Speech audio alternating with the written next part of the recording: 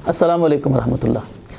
खुशगवार ज़िंदगी गुजारने का एक उसूल, बल्कि सबसे बुनियादी उसूल ईमान और आमाल सालिहा हैं। अल्लाह सुब्हानहु व तआला ने कुरान मजीद में वादा फरमाया है ईमान वालों से और आमाल सालिहा सरअंजाम देने वालों से कि अल्लाह उन्हें पाकीज़ा ज़िंदगी अता फरमाएगा। फरमाया मन आमिल सालिहन मिन ज़करिन औ उन्सा व हुवा मुमिनुन फलनुहयियन्नहु हयातन तय्यिबा।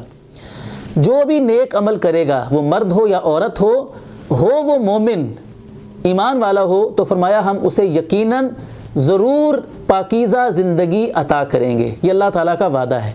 अब ये हयात तय्यिबा, पाकीज़ा ज़िंदगी क्या है, इसकी तशरीह में उलमा ने लिखा है कि पाकीज़ा ज़िंदगी में दुनिया की सारी भलाइयाँ शामिल हैं। यानी अल्लाह ताला ईमान वालों को और नेक अमल करने वालों को रिज़्क़ हलाल अता फ़रमाएगा, उनको ज़िंदगी की खुशियाँ अता फ़रमाएगा, दिलों का सुकून और चैन अता फ़रमाएगा।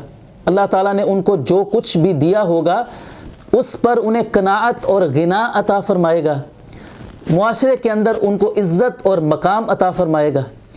और इसी तरह हर वो चीज़ जो एक मुसलमान के लिए दुनिया में खैर और भलाई का ज़रिया बन सकती है, अल्लाह ताला सब कुछ उसे अता फ़रमाएगा, बशर्त ये कि ईमान और नेक आमाल को वो सरअंजाम देने वाला हो।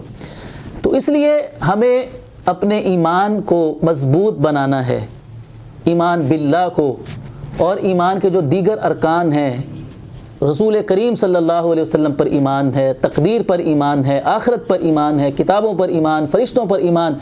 ईमान सिर्फ़ ज़ुबानी कलामी किसी दावे का नाम नहीं है, बल्कि ये ज़ुबानी दावे के साथ साथ दिल की तस्दीक का भी नाम है, और इसका तकाज़ा जो है वो अमल है।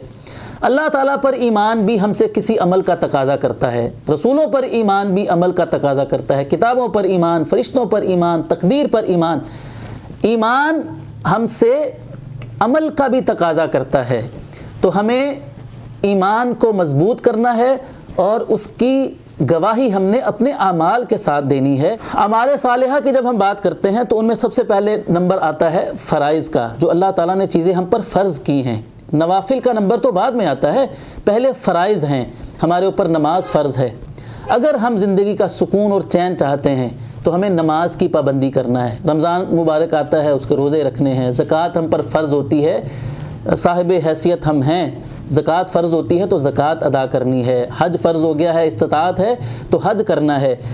तो फ़राइज़ के साथ साथ फिर नवाफिल का अहतमाम करना है।